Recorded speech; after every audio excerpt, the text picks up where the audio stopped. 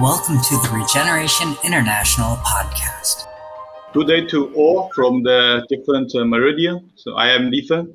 I'm the co-chair of the Young Organics Global Network. Now I'm sitting in Shanghai to welcome you all to our session. I think there's always a lot for the youth to learn from our pioneers.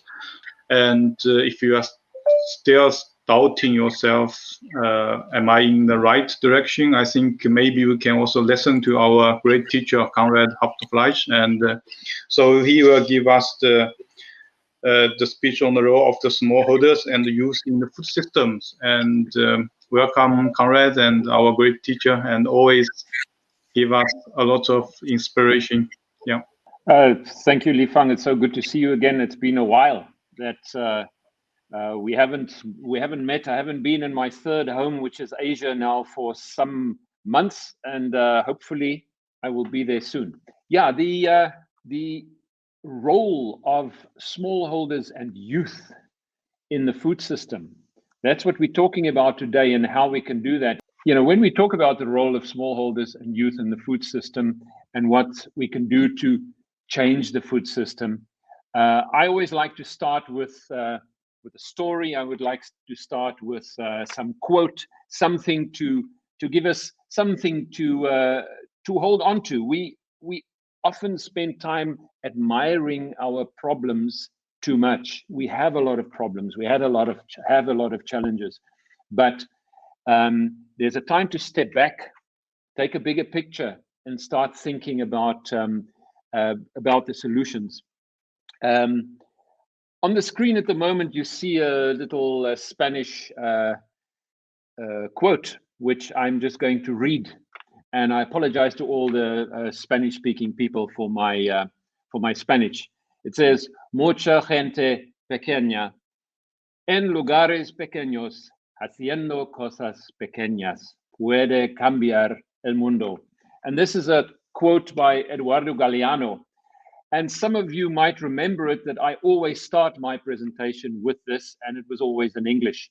And it says something like this: a lot of little people in small places doing little things can change the world. And the picture you see there are children in Isikul in Kyrgyzstan selling sour cherries on the side of the road. And that is part of a local food system. And it's for us to look at this and say, what difference can I make in the scheme of things? And the other question that I always ask when I start a workshop is the question, why? I do it because it matters, because I've learned very early as a teacher from an inspiring young woman in Korea. She challenged me when I made my first very theoretical presentation on organic extension. And she kept on asking why I am teaching them things they already know. And she was so insistent that I got frustrated and I gave up, and I said, okay, well, you tell us why. Tomorrow you will present. And the next day she did a very inspirational presentation, sharing her vision for better food and agriculture systems, and then thanked me for inspiring her. And she then wrote a great training manual after that called Organic Agriculture: The Why, the How, and the What. And I've started with why ever since. You know, when we look at why things are the way they are and why we choose to take an action, then we can really see what really happens and why it happens. And we keep on saying that we need to change the food system. Why do we feel it's necessary to change? Are we clear on why, and are we clear on how? And to help answer that, I would like to look at the current situation. You know, I'm going to use some information from a wonderful publication, Who Will Feed Us? Many other people today in this amazing rolling summit will bring a lot of technical knowledge. I just want to focus on a few key points for this message. This publication by the ETC group, Who Will Feed Us? The Peasant Food Web, versus the industrial food chain. I think the title should actually be Who is Feeding Us? Because it tells a very, very clear story that the peasant food web is already feeding us, despite the current belief that it is big agriculture and the corporate food system. In chain versus web, the web wins hands down. But somehow nobody seems to notice this. the facts show us that 70% of the world's people, their main sole and food providers are the smallholders. The peasant food web produce the food with much less than 25% of the resources. So they are being extremely efficient. At the same time, the industrial food chain that we somehow believe is the big player, they're only the big player because they use most of the resources. 75% of the agricultural resources are used by the industrial food chain, and they are only providing food to less than 30% of the world's people. So smallholders are already providing food extremely efficiently. So the why question is actually not about changing the food system. The real question is why the industrial food system is accepted by so many as the best way to feed us if it isn't. We have the alternative. So the why is, why doesn't it have more support amongst key decision makers? Don't they know about it? Or do they know and they don't believe in it? Or do they know and choose not to support it? And this is what we, as the youth and the smallholders, should focus on. How can we get more people to support this change? And how can we get youth and smallholders to support a global change towards a food system that is based on this peasant food web? I think those are the right questions to ask. How can we shift the balance? The 70-30 question is central here. If smallholders are currently feeding 70% of the population with less than 30% of the resources, what would happen if they just have access to another 10% of the resources? That could be an incredible shift. So a small shift, a small leverage can make a massive difference. And that's where we have to think around it. We should look at what we collectively can do. One is that we really have to try and get out of the echo chambers. We really have to not just talk to the people who have already been convinced. We have a lot of networking, sharing stories and experiences with each other. We need to get out of that. We need to share those stories outside. We need to burst the bubble. We need to bring our stories of the fireside, our stories of our meetings and our training and our farms to the boardrooms and the conference halls, because the smallholders need recognition. They need an effective platform to tell their stories and to share their knowledge. Because not every smallholder is equally efficient or equally productive. The reality is that certain traditional practices that used to be sustainable are no longer appropriate under new conditions. But the best tools in our toolbox were and always be knowledge, communication, resilience. In the traditional communities, every opportunity was one of learning and knowledge sharing. And this circled around the fire, the storytelling, the lifelong learning in the field, the fact that family and tribe and community were embedded in a food system. This needs to go out there. It needs to get out of the NGOs, out of the development agencies, out of the UN think tanks, and into the streets, so to speak, in a way.